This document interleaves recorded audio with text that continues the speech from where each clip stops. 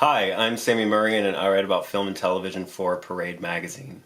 It Comes at Night is written and directed by Trey Shults. This movie stars Joel Edgerton and Riley Keough. This is about two families who are secluded in a house after a post-apocalyptic outbreak of a mysterious virus. Nobody is sure if they're safe, no one's sure who they can trust, and they are pushed to their limits and their morality is put to the test. Anybody who has seen my review of Trey Shults' first film, Krisha, will know how long and how hard I have been looking forward to his follow-up. A little background on Krisha, in case you haven't seen it. Krisha is one of the most disturbing and effective horror movies of recent years, and it's not even a horror movie. Krisha is a movie that was shot on a $10,000 budget in Trey Shults' family home, using many of his relatives as actors, and it was a dramatization of a relapse that happened one year at Thanksgiving. A member of his family named Krisha relapsed. She was an alcoholic and she relapsed at Thanksgiving. Though Krisha is a drama, Shults uses all kinds of stylistic choices from horror movies in that film, and it plays out, like a horror film. It drains you. It's one of the most effective, draining, and depressing and visceral experiences that I have ever had watching a film. If you see my review of Krisha on my channel from like a year and a half ago, you'll see it in my face, in my eyes, in my body. I saw Krisha when I was very new in recovery myself. I actually saw that film very shortly after my last relapse, which was nearly a year and a half ago now. My channel used to be called Movie Reviews from Rehab. It's not something I bring up a lot on my channel anymore. I occasionally will have viewers asking me why I don't bring it up so much on my channel. I am definitely not trying to hide it in any way, shape, or form. I'm not trying to push it down, out of the way, anything like that. I will never be ashamed of it at all. All I am is just very proud of how I got out of it and have gotten my life back together. I do movie reviews on my channel, and there are only so many opportunities that I can, bring that in and make it relevant. It would be weird if I were starting out every single one of my videos with, well, you know what, guys? A long time ago, I used to do lots of drugs.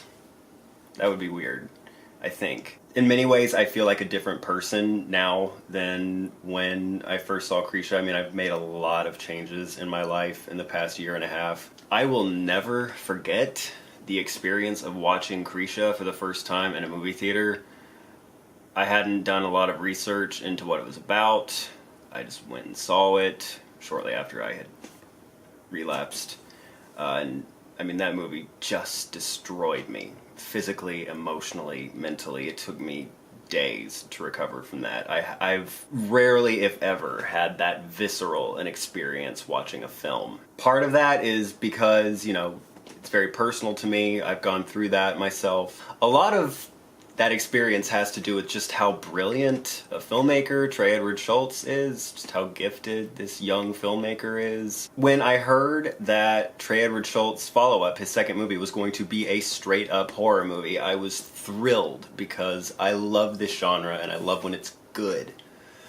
And my hopes have been extremely high for this film. This has been way up near the top of my list for some time now, and this movie did not disappoint me at all. There is so much to love about Trey Shults as a director, so much to love about this guy. This guy is so young. Trey Shults, I think, is a year older than I am. He's just 1 or 2 years older than I am. He made Krisha when he was something like 24.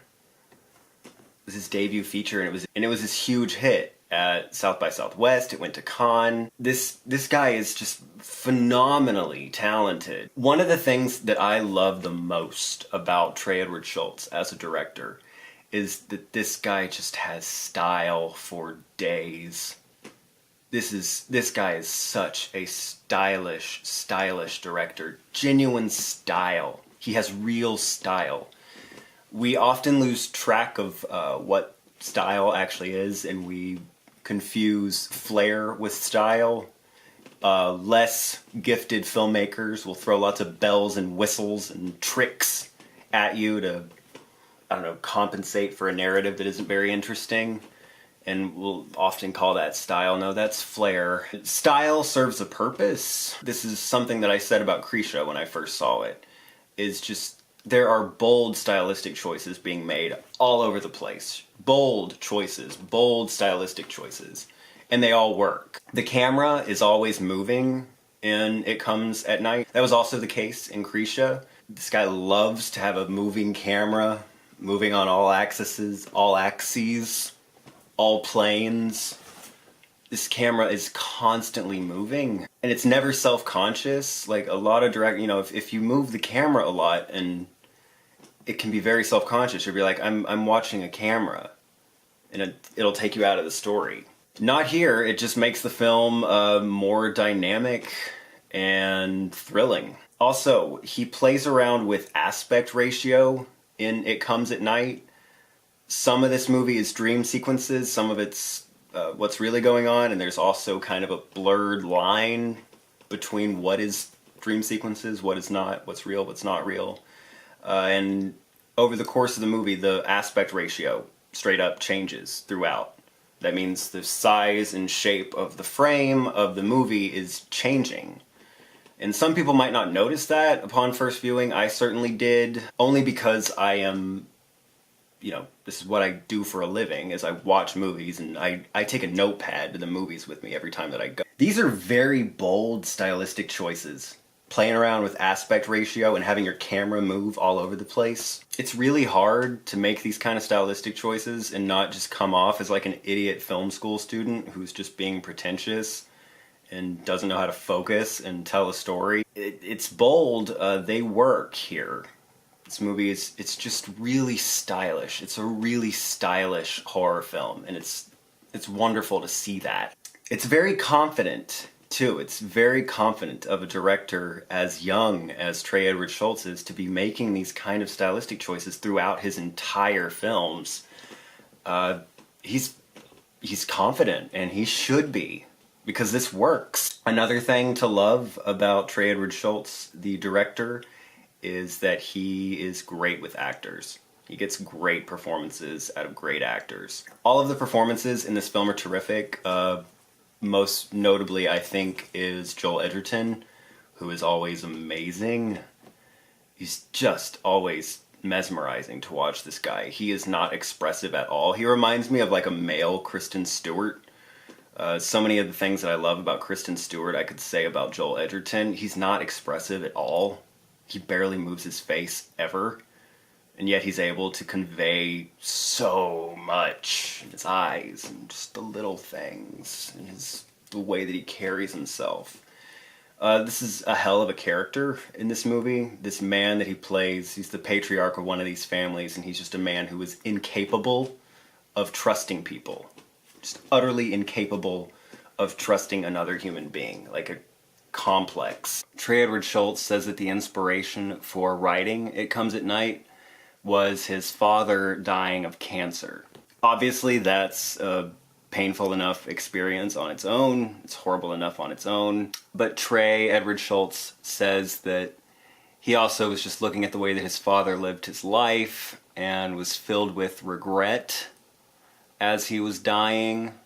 And I think probably a lot of those feelings are in this Joel Edgerton character. This man who is just, fatally flawed, just incapable of trusting or connecting to people. If you're gonna have daddy issues, like, most of us have, I can't think of a better way to deal with them than by making it a fabulous horror movie. And speaking of not knowing who you can trust, the writing of this film is very clever as well. I certainly love Trey Edward Shults, the director. I also really love Trey Edward Shults, the writer. This movie is very mysterious. It throws you for a loop at every turn. Like I said, there's some gray area between what's real and what's not. And this film is all about these 6 people who, these 2 separate families who are trapped in a house because there's a plague, an outbreak going on outside. And we don't really ever see the plague much at all. We don't really see the sickness, unlike most movies where it's just all about that, and you get like news footage at the beginning, like, oh, the plague is taking over there.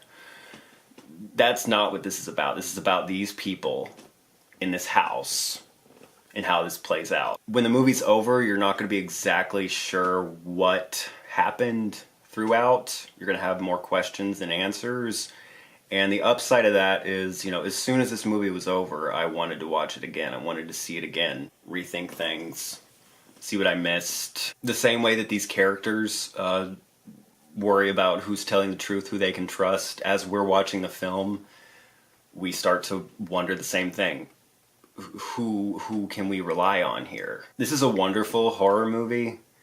Don't go into this movie expecting a horror movie, like a fun horror movie. Please don't go into this movie expecting like a fun popcorn horror movie that you're gonna go woo and squeal at and there's gonna be lots of jump scares. This is very much not that. This is a horror movie in the sense that it's about the horrors of the human heart and the horrors of human nature.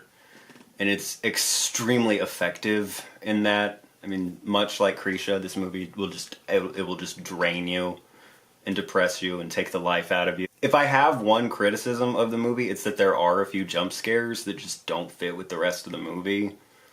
There are a few moments that are, you know, what we've come to expect from a horror movie, and they don't fit with the rest of the movie. It seems like they're there for the marketing of the film. I will say the marketing, this movie is being mismarketed, period. Try not to watch any trailers or anything like that if you haven't already, because A, it's just nice to have this unfold before it even surprise you and disturb you. This film is being mismarketed. It's being marketed as a bah, boo. This is not that at all. This is just a pitch black, disturbing, brilliantly acted and put together thesis on human nature. And I loved it. So I'm going to give It Comes at Night an 8.5 out of 10. Definitely see it. Experience it in a theater. Go in not knowing much. Try to avoid trailers if you can. I mean, you got, you know, two choices in horror movies this week. You got this, or you got that wretched-looking Mummy remake. You go see this. Trey Shults is just a wonderkind. I love this guy. I love watching his movies. Thank you guys so much, as always, for tuning into my channel. I appreciate your support so very much. Please follow my writing on Parade.com. That's where I'm spending most of my time these days, is writing for Parade Magazine. I'm interviewing people who make movies. I'm writing reviews. I'm doing all kinds of things. I absolutely love it. It's a lot of work. I really love it, so please keep up with my writing. It is parade.com/member/Samuel Murrian. Follow me on Twitter, follow me on Facebook, all that stuff. I love keeping up with you guys. If you like what you see, please subscribe to my channel. Take care of yourselves, and be well, everybody. Bye!